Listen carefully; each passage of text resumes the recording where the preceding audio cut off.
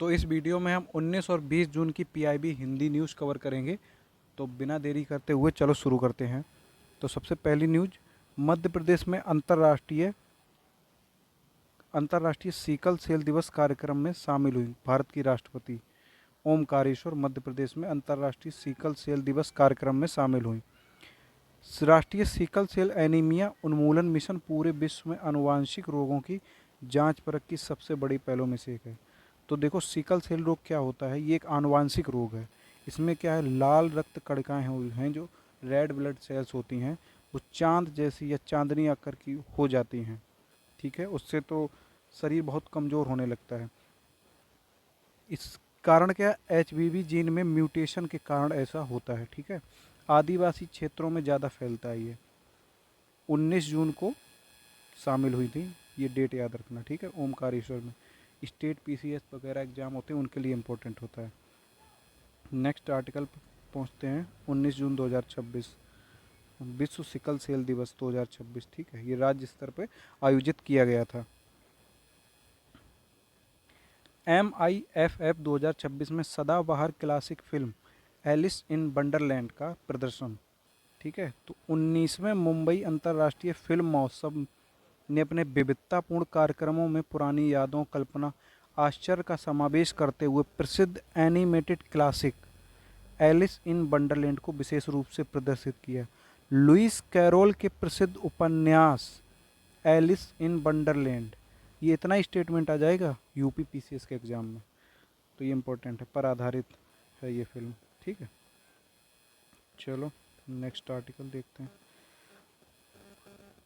सरकार ने पशु चिकित्सा टीकों के परीक्षण के लिए CCS NIAH बागपत में केंद्रीय औषधि प्रयोगशाला, यूपी के बागपत में केंद्रीय औषधि प्रयोगशाला के कार्यों का विस्तार किया। तो ये उत्तर प्रदेश के बागपत में स्थित चौधरी चरण सिंह राष्ट्रीय पशु स्वास्थ्य संस्थान में केंद्रीय औषधि प्रयोगशाला के कार्यक्षेत्र का विस्तार। 42 प्रकार के पशु टीकों का परीक्षण, ये इम्पोर्टेंट है उत्तर प्रदेश के बागपत में यूपी पीसीएस के लिए। चौधरी चरण सिंह राष्ट्रीय पशु स्वास्थ्य संस्थान, केंद्रीय औषधीय प्रयोगशाला कार्यक्षेत्र का विस्तार।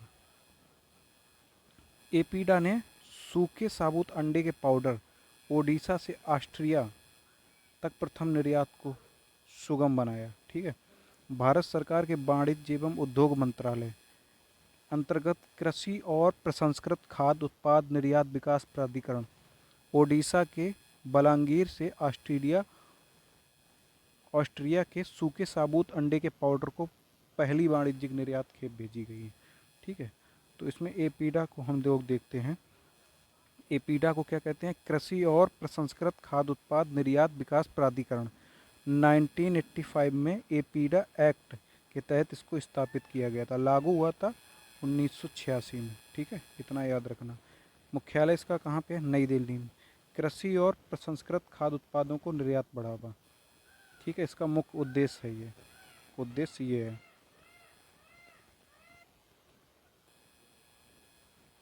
ये देखो, प्रधानमंत्री श्री नरेंद्र मोदी ने ओडिशा में देश की पहली वाणिज्यिक स्तर की कोयला से अमोनियम नाइट्रेट परियोजना की आधारशिला रखेंगे, मतलब रखी है 20 जून को। ठीक है, देश की ऊर्जा सुरक्षा मजबूत होगी। इस प्रक्रिया से कोयले को सिंथेटिक गैस सिनगैस में परिवर्तित किया जाता है, जिसका उपयोग methanol, urea, ammonium nitrate, synthetic प्राकृतिक गैस, अन्य रासायनिक कच्चे माल जैसे कई मूल्य वर्धित उत्पादों के उत्पादन में किया जा सकता है। भारत क्या विश्व में कोयले का दूसरा सबसे बड़ा उत्पादक है और उपभोक्ता भी है। भारत विश्व में कोयले का दूसरा सबसे बड़ा उत्पादक और उपभोक्ता। भारत के पास 400 अरब टन से अधिक, विश्व का 5वां सबसे बड़ा कोयला भंडार है। ठीक है, 5वां सबसे बड़ा कोयला भंडार है। चलो टॉप 5 कंट्रीज को हम लोग देख लेते हैं। देखो, सबसे ज़्यादा भंडार वाले 5 देश कौन से हैं? यूएसए, जिसके पास 248 से 273 अरब टन। रूस नंबर 2 पे है 162 से 179 अरब टन। चाइना नंबर 3 पे है 157 से 173। ऑस्ट्रेलिया नंबर 4 पे है। क्रम ज़्यादा इम्पोर्टेंट है क्योंकि क्रम पूछ सकता है। ठीक है, तो क्रम को आप लोग याद रखिए, यूएसए, रूस, चीन, ये टॉप 3 में है, ऑस्ट्रेलिया, उसके बाद भारत। ठीक है, ये लाइन पढ़ लेते हैं। कोयला गैसीकरण तकनीक का उपयोग करके प्रतिदिन 2000 टन अमोनियम नाइट्रेट का उत्पादन करेगी जो ये परियोजना है। ठीक है, एपीडा के बारे में एक और न्यूज है। उत्तराखंड की ताज़ी लीची के पहले निर्यात को इटली तक पहुंचाया। ठीक है, देहरादून से इटली के लिए ताज़ा उत्तराखंड लीची की पहली खेप निर्यात में सहायता एपीडा ने। 1 मीट्रिक टन ताज़ा लीची इटली पहुंची है। कहाँ? उत्तराखंड से। ओके, एपीडा की सहायता से। ये देख लो, भारतीय नौसेना ने कोलकाता में 3 स्वदेशी नौसेन युद्धपोतों को कमीशन करने के लिए अपनी तैयारी की है। इनका नाम क्या है? दूनागिरी है, संशोधक है, अग्रय है। ठीक है, कोलकाता के garden rich ship builders and engineers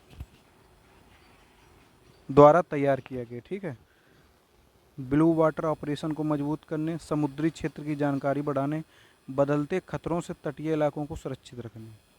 ठीक, प्रोजेक्ट 17A तहत निर्मित 5वीं स्टील्थ फ्रिगेट दूनागिरी। दूनागिरी क्या है? प्रोजेक्ट 17A के तहत निर्मित 5वीं स्टील्थ फ्रिगेट है। ठीक है, अत्याधुनिक हथियारों, उन्नत सेंसर प्रणाली से लैस है ये। संशोधक की बात कर लें तो चौथा सर्वेक्षण जहाज है, गहरे पानी में हाइड्रोग्राफिक सर्वे करता है। ओके, रक्षा व असैन्य कार्यों के लिए है। ये है हमारा, इसको देखेंगे। और ये क्या है? Agray. Anti submarine warfare shallow water craft का चौथा युद्धपोत है अग्रय, अर्नाला श्रेणी। ठीक है, anti submarine warfare shallow water craft का। बीबीजी राम जी के बारे में नेक्स्ट आर्टिकल है। सहयोग हेतु 100 से अधिक क्षेत्रीय अधिकारियों की तैनाती की जाएगी।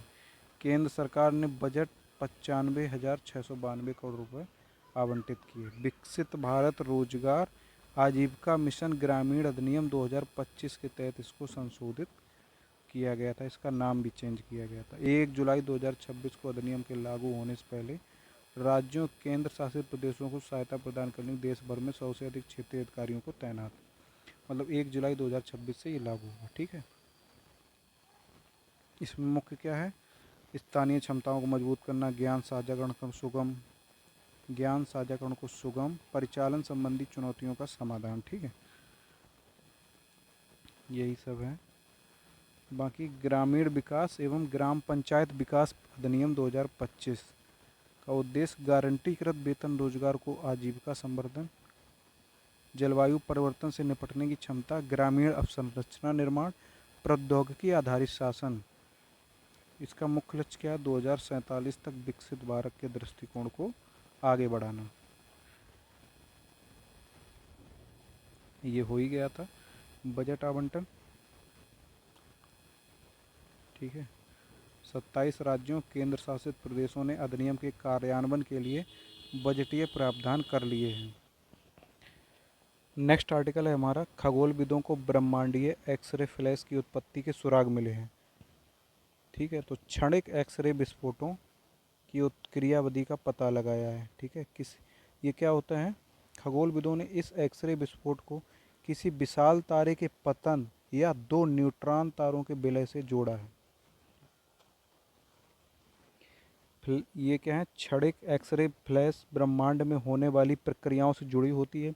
ये आकाश में क्षणिक स्रोतों का एक नया वर्ग है जिनकी खोज लगभग 1 दशक पहले हुई थी।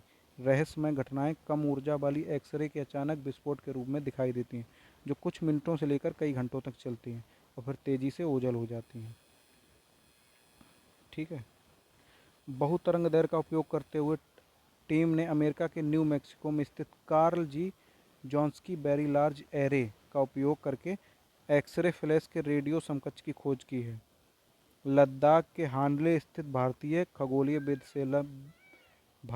खगोलीय वेधशाला में हिमालयन चंद्र टेलीस्कोप और ग्रोथ इंडिया टेलीस्कोप ने स्वच्छ आकाश में दृश्य प्रकाश में इस घटना का अवलोकन किया है।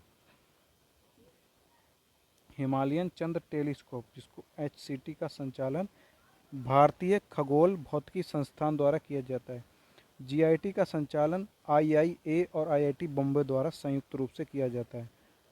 टीम ने इसके अतिरिक्त हवाई में स्थित 10 मीटर के वेधशाला और चिली में स्थित 4.1 मीटर ऑप्टिकल और निकट अवतरण क्षमता वाली दक्षिण खगोल भौतिकी अनुसंधान टेलीस्कोप का उपयोग किया। तो दोस्तों, ये थे हमारे आज के कुछ आर्टिकल। अगर आपको वीडियो वास्तव में अच्छा लग रहा है तो लाइक और सपोर्ट ज़रूर करिए।